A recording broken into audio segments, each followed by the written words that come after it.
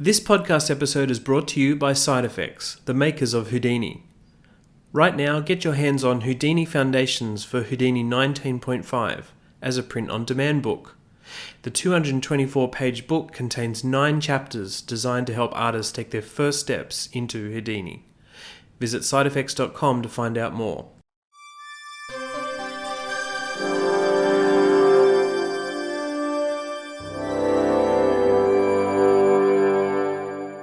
Hi everyone, welcome to the Befores and Afters podcast. I'm Ian Fales from Befores and Afters.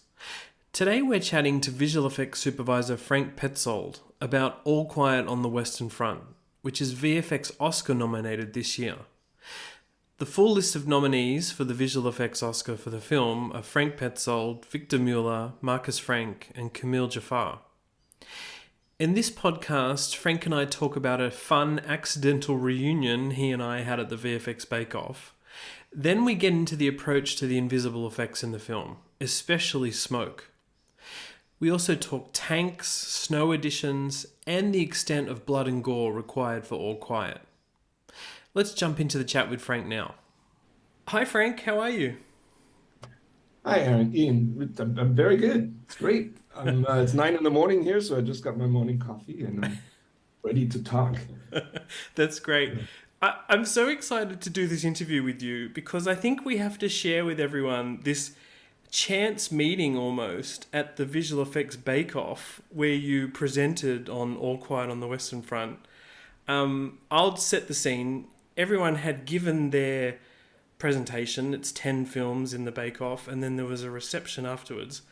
I came up to you to say hello at the reception, and we just started talking about the film and then the fact that you're from Germany, and I was talking about FMX. I think I asked you if you'd ever been to FMX, and you said, yes, I was there with Phil Tippett. And my mind just blew up in front of you. Because for people who don't know, I had this session with Phil Tippett a couple of years ago at FMX where he was a little late to the stage, but he also brought Frank on to talk about Starship Troopers. That was a very memorable moment, Frank, wasn't it? That session, I thought. I think it was. I mean, what we usually do, because you know that I used to work with Phil for quite a long time, and sort of we got it. We became good friends, and of course, when you're on a shoot and everything, you spend time together and all that stuff. So once I moved back to Europe to work here, this friendship still persisted. So every time Phil is over in Europe doing talks, he usually gives me a call and says, "Hey, you want to tag along?" So that was one of those occasions where I didn't plan to go on stage with Phil. But he was so severely jet lagged, and he just wanted to have a buddy up there, and and it was quite fun. And the funny thing about Phil is that he also, I mean, you noticed that because you were the host. He doesn't like to answer your question. He just goes off something else, which in the end is still a cool thing to do. Yes. So yeah, that was that, and then and I don't know how many years that was, and then. You forget faces over a certain time, and then I ran into you, and I think I also mentioned Tippett, and you were like, "Well, hold on a second, there's some connection there." We made the connection.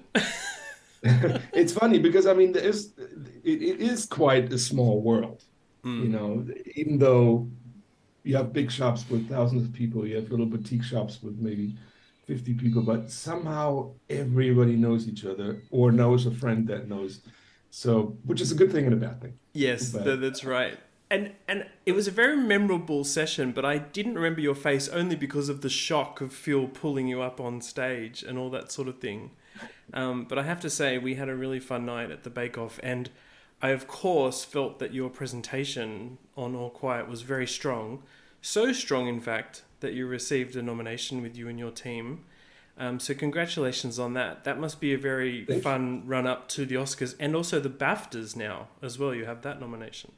Yeah, it's almost like, I mean, I don't want to brag, but it's sort of like you lost count at some point because it started with the European Film Award, where also I didn't hear it through the press. My producer called me and he goes, "Guess what? You won a European Film Award." I'm like, "All right." And then from there on, it just kept going and going and going. And the cool thing, what sort of keeps me sane is that there's so many departments got nominated that we're all doing this together. So it's always easier when you travel as a group, especially a group that is really tight, did a movie, became friends, and now we're actually so happy to see each other again. It's Yeah. the BAFTAs, going to the BAFTAs is of course cool, and my wife is over the moon and all that, and it's going to be a great experience. But we're also so happy to just get together again, Yeah. and doing this great journey. It's like London, then Tulay, and yeah, hopefully something sticks. Well, as I say, good luck with everything. Before we sort of talk about the visual effects effort on All Quiet, I guess I wanted to follow that lineage, your own lineage, a little bit. We mentioned you worked at Tippett Studio or with Phil. I'm curious about you basically getting onto this film. You've obviously been working in Germany for a while. Can you set the scene about the German visual effects industry and how how this film in particular came to you? Well, the connection is the director, Edward Berger. Um, I did. I was asked to do the visual effects for Ridley Scott's The Terror, which Edward directed 4 episodes of, and that's where we met. And I, I just got really, I just got along with him really good, and he is also somebody who's very inclusive on set. So, you're right there with him at the monitor, and he goes, Frank, what are we gonna do here? And it's sort of it feels like filmmaking. So, but he called me up just on the phone, and he literally said, "Do you want to get the band back together?" Because Edward is also somebody that why fix it if it ain't broke? So if you know the people, you know how they work.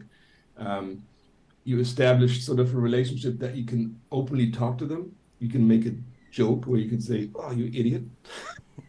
Well, you know how to talk to each other, and that helps on set, especially when it gets crazy. So that was the connection. Um, Up until uh, uh, uh, All Quiet, I mainly worked, in before 2006, I was working in the States, so it was Mm. mostly Hollywood action films. And then, as you know, a lot of work came over to London. So all of a sudden, I was lucky enough to be in Germany, where you're very central to serving London, shooting in Prague, Budapest, Berlin, etc. Um, but the German market, I've never really sort of, it's a small market, Right. so the budgets are quite small. So and even for All Quiet, this is an unusually big um, European budget. Um, but since it was Netflix, they really wanted to invest in this thing. So that's why, we this constellation came together. And I have to say, I mean, Edward was able to pick really, really good people um, that would work it together. And also, I mean, again, sort of being friends. So if something happened on set and the makeup lady didn't have a hand free, and was like, well, I'll do it. Just give me the blood. And or can you do this or can you hold that? And that's something that you don't get every time. Sometimes everybody's for themselves, and you sort of have to coordinate to know what the other person is doing. And this was unique. So I'll work with Edward any day. I would drop anything to work with him again. Right. So he's a great guy. That's great to have that relationship. I guess, just building on that, what might have been some of the earliest conversations you had with him and other filmmakers on the film about the style of the war scenes and the style of the visual effects? Because I have to say, if anyone hasn't seen this film, they really should. It is one of those films, Frank, where I feel like you just went out and shot it. And it's possible that there are no visual effects in it. You can walk away feeling that. And I say that as someone who has covered many war films. And I Yeah. actually feel that's absolutely the intention of the visual effects in this film. Yeah. But I'm really curious to go back to the beginning a little bit about your earliest conversations with the director. Well, first of all, that's a great compliment because I mean, it's the invisible VFX is the best. It's like that's our goal. But at the same time, and I say it all the time, it's like of course visual effects artists are brought up to be big, flashy, more colorful, and do everything over the top and come up with new camera angles and all that. So I think the first conversation when I saw the script, I sat down with producer and Edward, the director, um, was we had such respect for the book because especially in Germany, Eric Remarque, that book when it came out, it's one of the most known anti-war books, Hmm. and the way he tells it is also the book itself is not very flashy. He almost talks about it like a reporter. Um, and then, so for us, it was really important that we, of course, supported the acting, but also really highlight the situation without being over the top, because then you sort of tend to, you go numb to it. If you have a big flashy movie, after 15 minutes, you go, yeah, another explosion.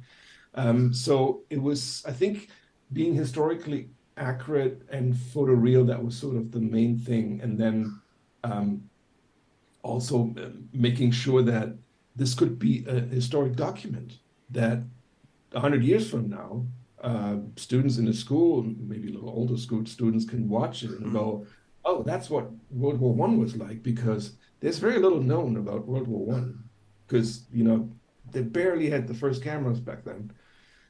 Some Yeah. pictures, but I know that from my parents in the States, they were very looking forward to this film because all they know is starting at World War Two, in terms of military. And World War One was such an interesting point where it was the first technological war. Before it was sort of like, okay, they had cannons and all that stuff, but now all of a sudden they had machines and motors and first planes and all that. So that was sort of our goal to make sure that it's almost like recreating perfect pictures, which, by the way, we did. There's when two trains pull up in the forest and there's an exchange between the politician, the French and the German. That's actually a real picture that we recreated because Oh, we wanted right. to have this, yeah, we wanted to have the same steam engine, the same train cars and everything. So we went to museums to scan these things. I didn't know that. Um, That's awesome. I need to rewatch yeah, that scene now just to check that it's out. it's also the interior. The art director, Christian, everything, every spoon in there is correct. So that was really important. And of course, I had to operate on I didn't have Warner Brothers money.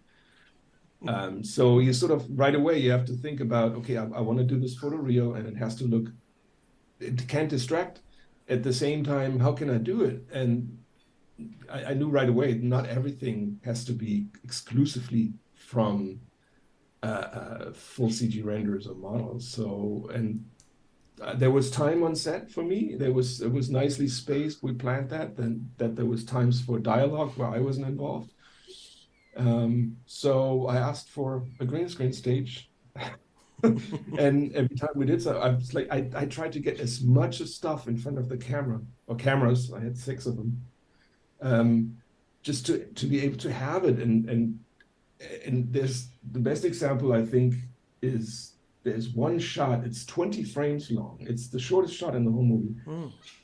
You're looking down the barrel of a tank when it first shoots the cannon. Of course, you can't do that. But for those 10 frames that you see the fire flash and the smoke, you'd think, oh, just let's have somebody do it in Houdini. Um, but we actually went out of our way, went to the stage, built a steel pipe, stuffed it full of black powder, and shot this element, even though it's the split second on the screen. But it's the combination of all of these things that makes it so real. So that's why you can't tell which explosion is real, which is not. And everything blends in. And so Oh, that's that so that was cool. that was a great thing. In terms of methodology, I mean, there's so many different types of shots, and we'll talk about many of them. But I guess the big effect scenes are battlefield trenches shots. Following soldiers. Some of those are long shots. Some of them are kind of quite brutal as well. I guess I wanted to ask you about, did you feel like you could just go and shoot those and then work out what enhancements or augmentations you'd need to do to them? Or was that sort of carefully planned that, you would put smoke here, you would put explosions there? Tell me about that. Yeah, I mean, that was also one thing that we in early pre-production when I first came onto the project, I urged Edward to do storyboards of the battle scenes, which our DOP James Friend he totally agreed because it helps him find the lens and all that. So we had storyboards, but of course, by the time we boarded the shots, we didn't the location wasn't yet built. So it was kind of a wild card. You sort of had to prepare yourself for every eventuality because we're shooting at an abandoned airport. So you might have high winds, and the little smoke that SFX can do might not be visible. And then also, how close can you bring an explosion or an air mortar to an actor? And Edward always wanted to be in there. So what we usually did is, even though we had long shoots, but we were all away from home anyway, after the shoot, we always, pretty much every night for the next day, we got together on Zoom from each of our apartments. Right. And for me, it was always my main group was talking to DOP, of course. What's your lens going to be? And of course, my most important information is what is the camera going to do in terms of movement. And then you get into makeup. We have a wound here. His face blows off. What are you going to do? What can I do? And then also with SFX. With SFX, we sort of halfway through the shoot, Camille, our SFX supervisor, he just brought everything every day. Which was great. At the beginning, it was like, okay, we need 3 explosions there, and that's it for the day, and maybe a little puff of smoke there, something's burning over there. And then we just, because I started, shooting elements as well. Well, like I said, while they were doing dialogue, I was like, Camille, let's go, up north to the end of the runway, and what did you bring? And again, I also had that. I used sea containers with a green screen as a stage, a 90-degree stage. And what I pretty much always do with those movies is I get treadmills, paint them green. And then every time a stuntman frees up, we pull him over and have him run from 6 different angles. And that way I don't have to go into digital humans in the background. Like, there can actually be real people that trip and fall, and the clothing is, flopping around. And it's so much more rewarding because you can also work quicker in the end. You literally have like a box, like a kid, a box of Lego, and you go, oh, I just need the Running Man. Where's the Running Man? Oh, here's a few. Put him in there, and you don't have to wait for animation and all that. I like there is that. animation. There's a lot of animation in it. All the tanks. The real one was only used for the extreme close-up. So there's tank animation in there. And it's sort of animated, like I said, at the bake-off. Try to sort of make it my monster.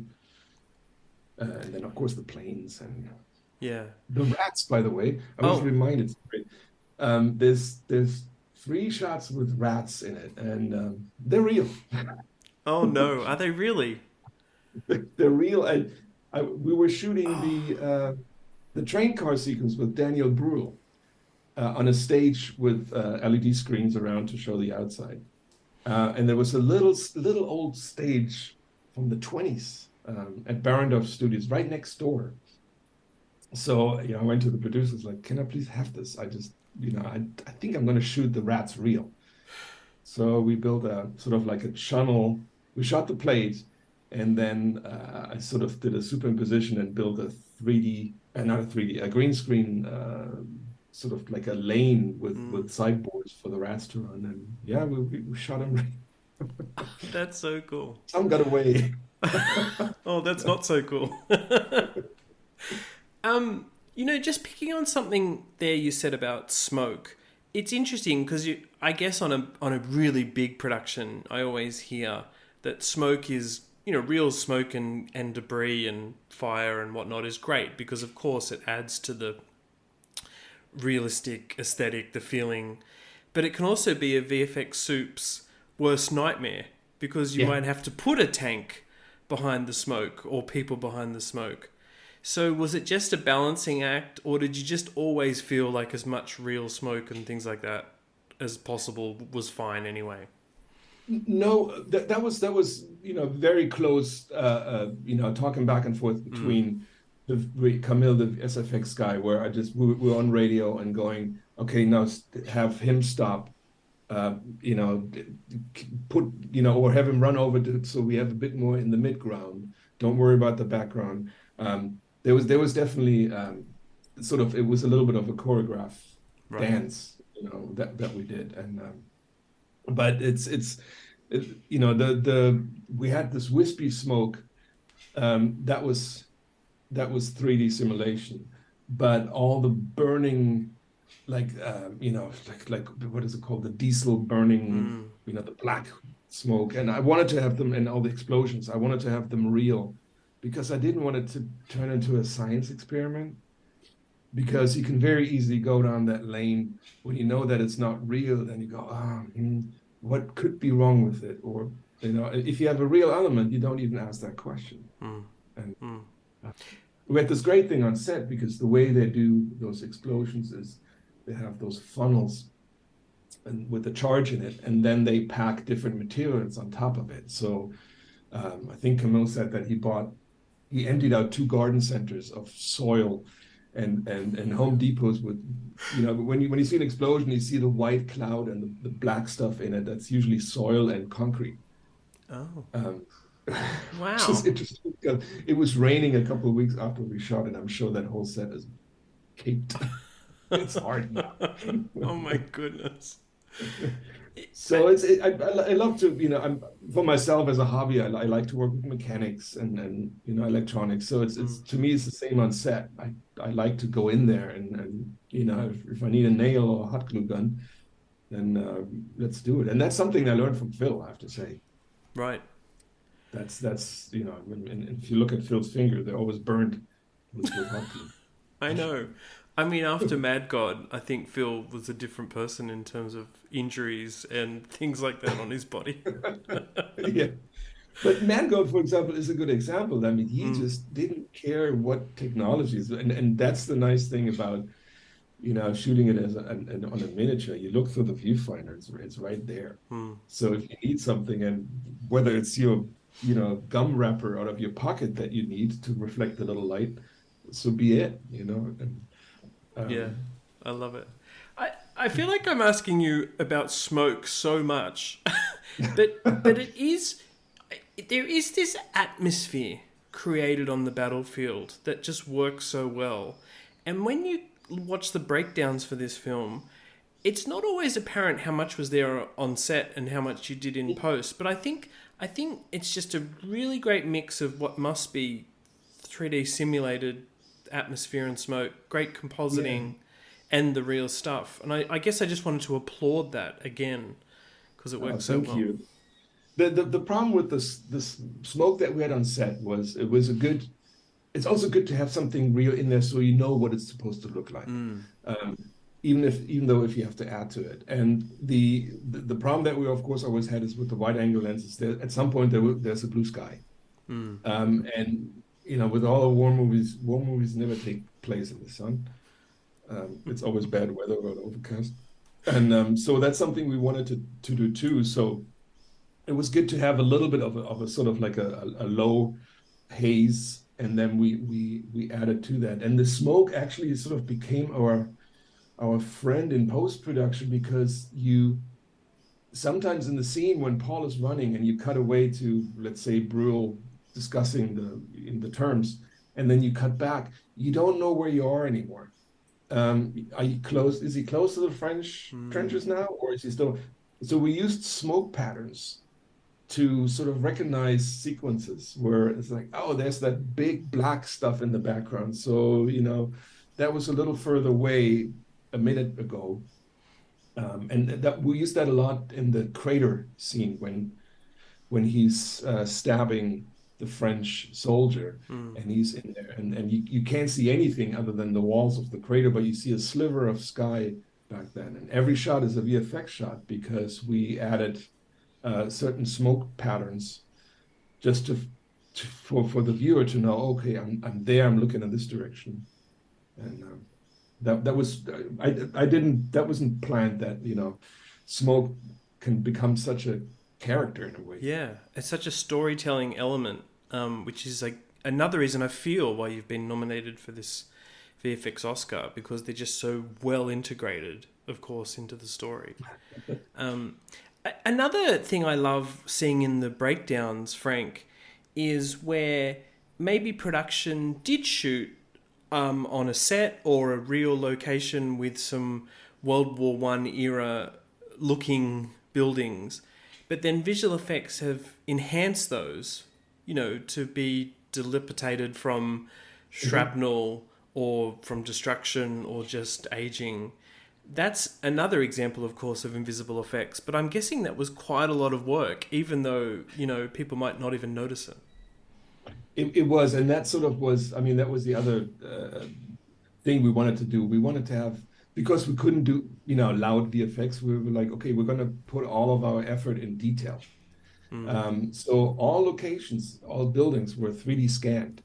mm, Um, and it was sort of, it was we did that because, again, you never know what the weather turns like, or if we can shoot that, or we might have to do it in 3D.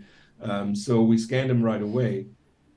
And then we used those scans not to rebuild the whole house, but to add different textures to it. So there's the mansion where the general is looking out from the balcony and he sees the battlefield in the background.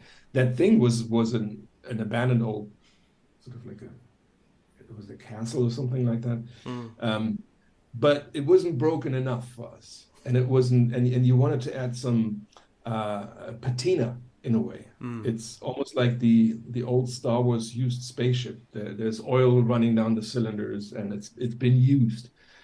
So we did that a lot, and the scene you're talking about is probably the field camp where there's buildings that are broken already, but the roofs were really nice, and we're like, that's kind of it's too bad. And so we made sure that everything really looks like it's been attacked. Mm. Uh, the roofs are caving in, and I'm really happy that James Friend, he's a DOP that, and of course the editor too. If you look at the editing pace of this film, it's not the typical bam, bam, bam, bam, bam, bam, very short cuts. Sometimes you see shots that sit there for 10 seconds Mm, and he doesn't even move the camera. These are good old lock-off shots, mm. which are, I mean, for VFX artists that finally, you get to look at the stuff that Yeah. you worked on. And it's not like, oh, it's like it's 15 seconds, 15 frames Mm. on the screen. So that was sort of a nice back and forth. It's like it gave us an opportunity to really create, nice images, paintings. Yeah, Um, they felt like paintings. That's what it felt like. yeah. And again, I mean, they felt like you happened to have these buildings built or came across them or they still existed somewhere in mainland What Europe. I But did is I always when I had time, I never took a day off during the shoot, even though there was no VFX or they were doing indoor stuff. Um, I always grabbed my data VFX data wrangler, and I was like, Jan, you know what, we're gonna do a little day.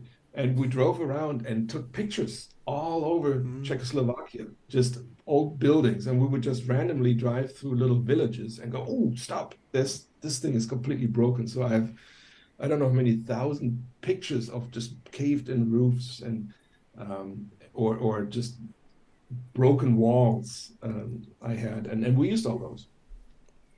So oh, brilliant. I it, mean, again, it's that it's basically grounded in reality, which is your whole point in this whole filmmaking.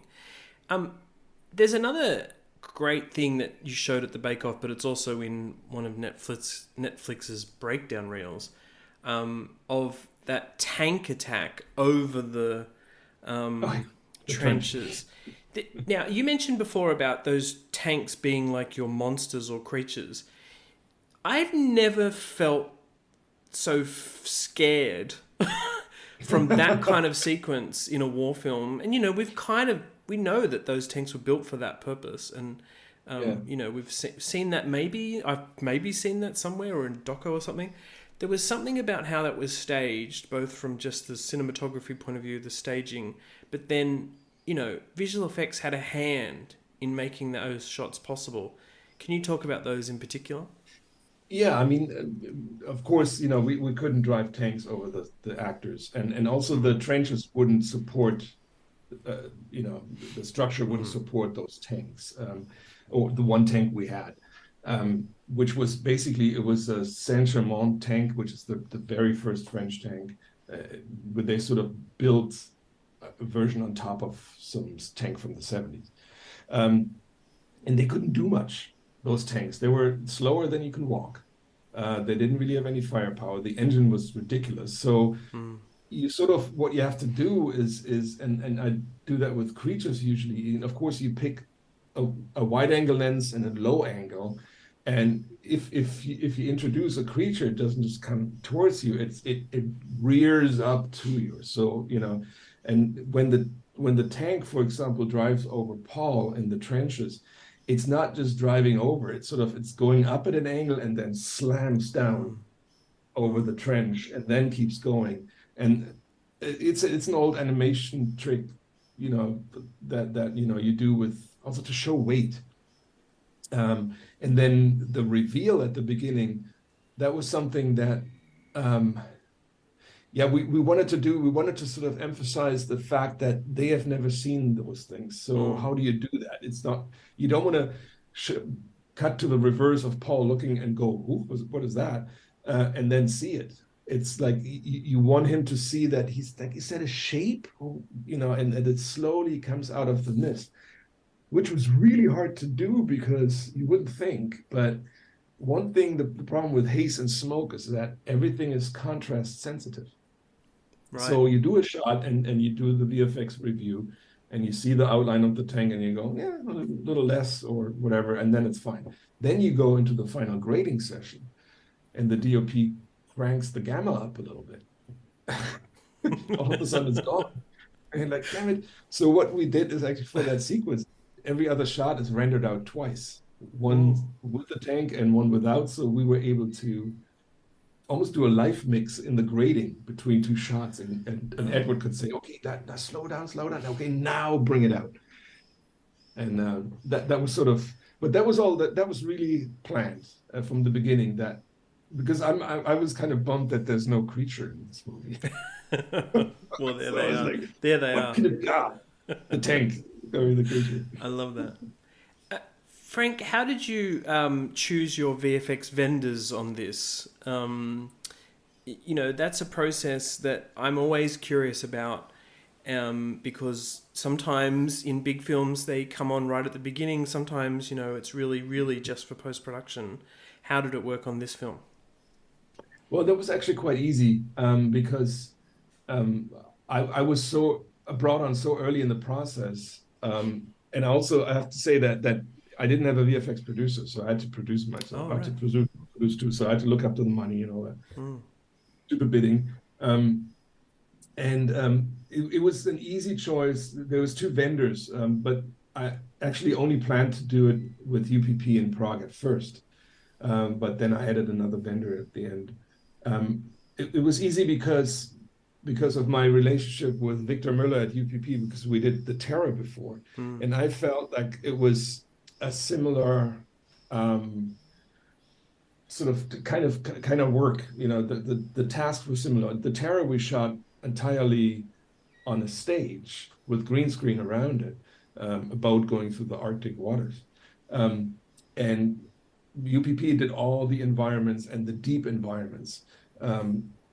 because you could see, so far, and everything was happening in the foreground. Mm. So to me, it was sort of like, you know what, that's kind of the same thing. We have a battlefield that we have to extend. It's a big set, but even big sets, they end somewhere. Um, and there's always going to be a lot of people running right in front of your mat line. And that reminded me of that show. Mm. The other reason why, in this case, I like to go with UPP is because they still have a little stage. So doing post-production, if we notice that we're missing something, we would run over to the little stage and just shoot it. Of course, Weather has a big stage too, but there's some shops in between where it's almost like, they have one of those downtown buildings, and if you ask for a lamp to try something out, they go, no, sorry, we only have desks with computers. Yes. Yes. So I like working with shops where you can say, let's just go over to the stage and throw a light at it and see what happens before you start it in the computer. And then, so that was that. And then the other shop was Cinechromatics in Berlin, because we had a couple of unforeseen problems. There was this scene where it's a beautiful scene where they steal an egg. This in the snow-covered In the country. snow, yeah, and, Yeah. come to think of it, they're risking their life to steal a couple of eggs. But what happened is, and it had never happened to me before, is that the day started with beautiful snow, and it was Christmas thick, beautiful flakes in front of camera, which made this whole scene coming out of the battle. It was like all of a sudden it's like, they can take a breather. They're walking through the snow and everything. Come noon, the sun comes out, and it's like a chocolate commercial. It's green fields, all the snow is gone, deep blue skies, a beautiful sun. So that was, and there was a big powwow with the producers and of course with that, because usually you would throw the footage away and do it again, but we didn't want to do that because it was such a shame. So there's quite a few shots, I think like 40 of them or something like that, where we were adding as a completely CG snow environment. I feel like Cinechromatics did a great job there, because again, it's just invisible work. If you didn't know that you had that challenge during production, I don't think you'd know at all that there were any visual effects for that. The two soldiers running away from the farmhouse being shot at is really great. Right. In particular. With the longest dolly in movie history. I mean, such a long shot. And I was able to, I was talking to the SFX guys, and basically, we came up with the plan. It's like, I can do all the background in VFX, but I need something for close interaction. So we SFX gave me sort of like a snow strip for them to run on, so that the snow can be kicked up and all that. But of course, it was a rotoscoping nightmare. Actually, all of it on the show, even all the battle scenes. I mean, it's like everything is always motion blurred, and you don't have, you have like 600 soldiers. I mean, there are some shots that we couldn't start on for like 3 months because they were in roto forever. Long shots, like 40-second long shots of so blurry soldiers running. But once you have it, it's nice. You build your little, system, and you can drop stuff wherever you want. I was going to shout out to the roto artists on this film, because I just knew, hence my going on and on about the smoke. I just knew, that would have been a big component of the work. As is all of it, really, frankly, the compositing as well, and where you had to do 3D elements like planes and tanks and other things. Planes, there's almost too much work to discuss, Frank, but I just wanted to shout out those particular sequences and the two main vendors. The other thing that I think I really should talk to you about, but I'm nervous about asking about, is gore. As you say, I think a lot of it was accomplished with makeup effects and perhaps special effects, but visual effects help here, right? Missing limbs and blood spurts, I'm guessing. Do you want to talk a little bit about that? My face might cringe when you're talking. Well, I'm always careful with. I mean, of course, you're right. I mean, like bullet impacts, and then you want to see something, but there's a big range between doing nothing and just acting, or in Quentin Tarantino. And I know from other project that sometimes you have to be very careful because it's not up to the director at some point, it's up to the lawyers in the end that want to get their Right. rating. Or so Yeah. what I usually do is I have them, test it with the production company and say, is this okay? So I do a quick layout. Of course, those little hits, that they're usually fine. But again, it's one of those things where as a VFX artist, you usually go, come on, just put more in it. Just throw some liver in it. And Yeah. so, we had to sort of, well, it's the wrong word for it, but you had to be tasteful in a way. One big example was there's, I think the first general, he attacks, and a bomb goes off next to him, and half of his face flies off. The first renderings were much more horrific. Right. I mean, we built a 3D skull, and there was no jaw and everything. And then we dialed back because all of a sudden it became so important. Just looking at it and then holding on it, and we didn't want to do that because it was, also it wasn't one of Paul's friends. It was the guy that told him, run into the guns right here. I see. Yeah. So that's that, and then of course there's the scene in the one guy who's, he's committing suicide with the fork. And that was a back and forth. Of course, at first we were thinking about a knife. And then at the same time, we're thinking, well, let's make it horrible that he's so desperate to commit suicide that he's even imagine using a fork to do that. But at the same time, we didn't want to have like the super Tarantino blood. So that was also a big bit of back and forth, even on the set, because you want to have interaction blood. But of course, we had to add to it, and he also couldn't use a real fork, so that was actually just a stump.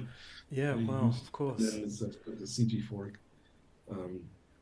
That's a scene where I always hear the gasps in the theater. Yes. He suddenly, kills himself because he can't stand the fact that he can't walk anymore. So, yeah. It's interesting you bring that up. I've watched this, on my own on Netflix at home, and I was very taken by it. But I do wish I'd seen this in a cinema, Frank. I feel like it belongs on a big screen, and I'm not being critical of anything here. I'm just sort of saying you obviously made the visual effects to be quite, to work on the big screen as well. Yeah, but I mean, we had a cinema release. Yes. It was limited. And we didn't really care what it was for. I mean, it was sort of for us. We're just like, and at the very beginning, also when I meet the DOP the first time, my first question is always, what's the ratio? What's and then Netflix usually does 1:2. That's sort of their standard, I would say. So it took a lot of effort, and Ed, James, and myself, we wanted to do scope. Because of the old rule of Westerns. If you have a flat horizon with lots of people, you want to have a long picture, and of course that works best in the cinema, because you have so much black on the screen of your TV. But we convinced them, and I think that was the right move. So. It's in the theater, it's great because you do look left to right a lot. And in this case, it's a good thing because the Germans are always running right to left and the French are always not running left to right. So that really helped. Yeah. The whole story. Well, luckily, I got to see that 10-minute reel at the Bake Off where there were oohs and ahs on the big screen there at the Academy Museum. I mean, I'm not sure you had the fork scene in there, but maybe you did. I might have just closed my eyes. But you had the flamethrowers.